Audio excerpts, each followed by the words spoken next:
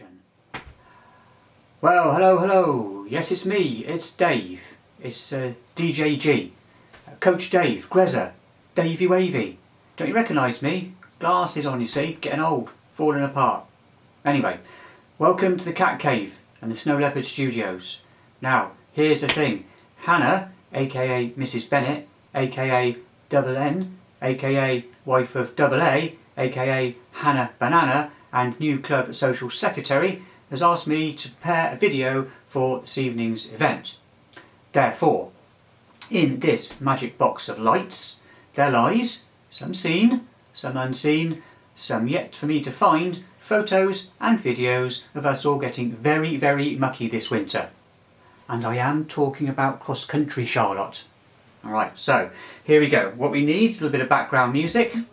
There we are. And then we can find out what happened to Gloucester AC during the 2016-17 cross-country season, yeah? What was it all about? What happened? Let's find out.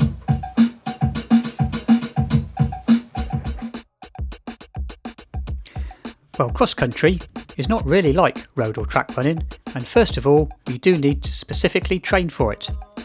We're lucky to not only have a lovely track to train on, but also the surrounding fields to practice running on grass and up and down ditches. Coaching is key, and in the late summer, Arthur put on some Sunday sessions to practice what we preached, and also to prepare the course for the second fixture of the Gloucestershire League season, which would be held at Blackbridge. Lofty concentrated on toughening everyone up by sessions on Robinswood Hill, the mighty Kenyon Hill session, the up and over, and the steps by the trig point. In fact, it was worthwhile doing that session for more than just the training, as we recruited a new member, Harry, who said he was up the hill for training, but seemed to be doing some sort of elevated train spotting, as he muttered something about a yellow train in Gloucester. After this rather strange introduction, which confirmed he was just as nuts as the rest of us, so it fit in well, he was approached by the biggest member of Gloucester AC, Lofty, and he joined the club. So all was set for the first race of the season. Clive had purchased his pink cross-country spikes and counted down from 1 to 100 on Facebook, plus added more booms since the coalition attack on Iraq in the 90s. First race this season was Gloucestershire League at Little Risington, hosted by Bolton Roadrunners, a new course setting stunning countryside on a lovely sunny day. The ground was so dry, spikes were not needed, and much debate was held prior to each race as to what footwear would be best. It should have been an easy day out. It was anything but. The course did not contain more than 200 metres of flat before the elevation went steeply up or down. Brutal, but beautiful. Next up was the first Birmingham League fixture at Leamington Spa. Now, sorry to say I don't have any footage of this one, as I was basking in the late summer sun in Portugal. Meanwhile, Twiglet was off round the neighbour's house as he felt I was not paying him enough attention. However, Facebook evidence shows that the usual suspects turned out for what is generally one of the toughest courses in the league. I was back for the Gloucestershire League race too, but as we were hosting, turned my attention to helping the marshalling. Something us runners must never forget, as these events don't happen unless someone puts on the work and the hours to make them happen. A bright sunny day, but as I remember it, still rather cold. Do the field, outside the field, that's quite straightforward, isn't it, with the kids? Yeah, so what we try to do is have... Explain it carefully, Aaron. And then just take the tweed. Concentration. Yes, that's right. Corners. Corners. So you need a couple there. Despite all that, later on there was actually much confusion as to actually where the corners were. Okay. Well done, Chris. Hi, Chris. Well done. Well, Wes. Oh, Wes. Yippee-ki-yay! Into December, and the next Birmingham League race at the home of the Bard himself. No, not Mr. Dickie Sprint Blackwell, but Mr. Will.I.Am Shakespeare, Stratford-upon-Avon. A small, in size and stature, group of senior men turned out for this one, and again were rewarded by a new course that was every bit as tough as the one we encountered at Little Risington. 17th December saw the third fixture of the Gloucestershire League, and yet another new course, this time provided by Dursley AC. Not the longest course, but certainly a very, very muddy one, and a nice ditch to run through, which, as always, provided the prime spectator viewpoint.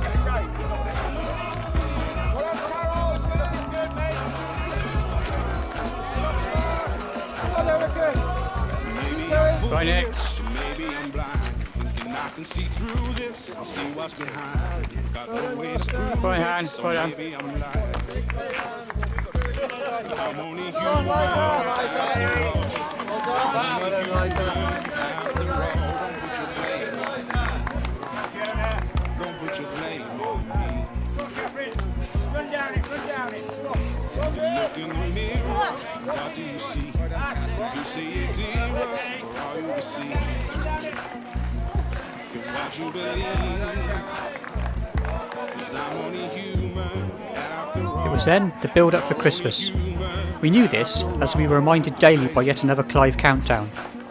Anyway, he did drag himself away from Facebook for a short time to do a bit of off-road practice with us at the Rudolph Rampage. Okay ladies, one more time. I know you can't get enough of this photo. With Christmas done and presents unwrapped, Twiglet could play with the empty boxes and we could look forward to burning off all that red wine and cheese at the next fixture, the Gloucestershire 3A's County Cross Country Championships. Yet more new mud to run in and yet another fantastic location, Old Downs Country Park. A course set by our very own Arthur Daly, which was widely hailed afterwards as being one of the best Gloucestershire 3A's champs for some time. I don't like to drone on about it, but I brought my drone to this one. Results are quite good, I thought. Anyway, here's some shots of our ladies running round a tree.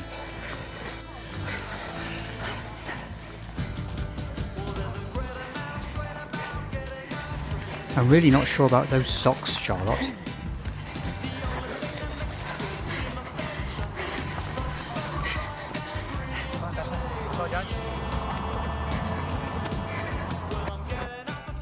Whoa! Mind the drone. Hi! I know Double A and Clive both hate these photos, which is why I left them in. Oh look! A sighting of the lesser spotted Fatty Powell. A great result for Gloucester AC at this event, no fewer than 5 county champions.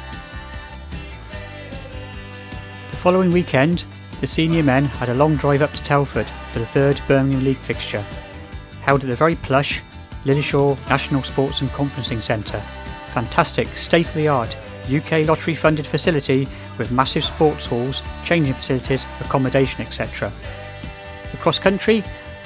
Oh, that was actually on a very boggy bit of grassland the far side of a golf course. With January over, thoughts can turn to the spring in road running, but we're not done yet. February may be the shortest month. I may be the shortest cross country runner in a club. Matt Powell may have had the shortest cross country season ever, but February held 3 races on the bounce. First off, the men travelled to Coventry for the last Birmingham League race of the season. A course we'd all run many times before, but it had been altered somewhat to create one of the longest cross country courses of the season. In addition, boy was it cold. Nathan ran it, and even posed for a strange wedding photograph afterwards with the team. But it was James Walters who ran out of his skin and posted one of the best performances of the season, leading the team home. Harry also started to realise that if you ran fast from the gun, you could finish higher up at the end. I ran like a donkey who had spent the previous evening drinking beer in the Cheltenham Beer Keller, which, incidentally, I had been. The following Saturday was the last of the Gloucestershire League races at the well-known and liked course in Cheltenham's Pitfield Park. A lovely sunny day saw some great performances from the ladies, with a good scrap between Anna and Katie, with Grace and Charlotte snapping at their heels. The men's race was also fun, and for the first time a new style of wearing the club vest was introduced. So, the last weekend in February, and just one more race to do, the National. Okay then, so before we see a few photos and video clips of the National, just a note to say that for 2 club members, James and Steve, this was not their last race of the season, as they've both been selected for the county to run at the Inter-Counties Cross Country at Loughborough.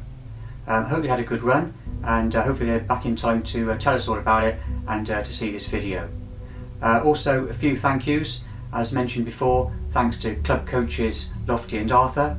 Also, thanks to Arthur for his work on the Gloucestershire Cross Country League.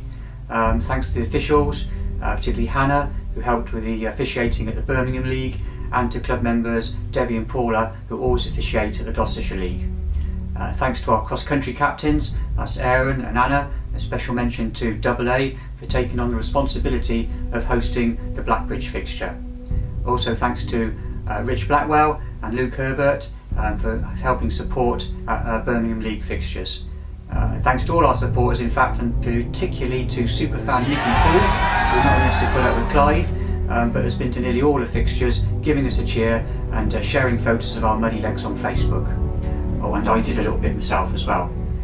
So, to the Nationals. Well, what a day out. A coach trip, more mud than you can shake a pair of spikes at.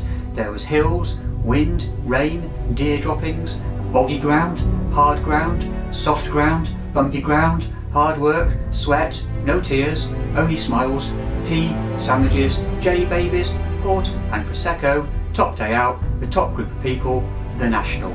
So, here are a few photographs and a bit of video I took on my phone. Now, back to your drinking. Cheers. Bring on 2017-2018. More the same, please, nurse.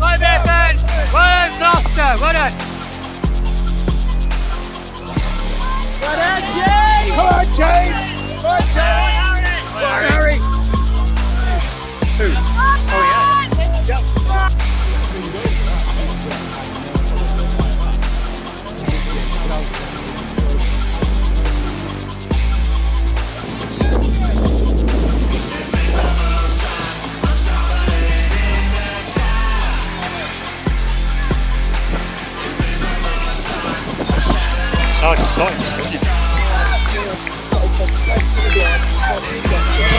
Yeah. Once it's strung out a bit, you'll spot it. Go on, Laura, go on, Bessie! Laura!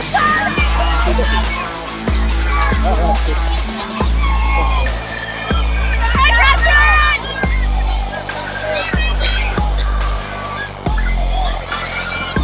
Struggling.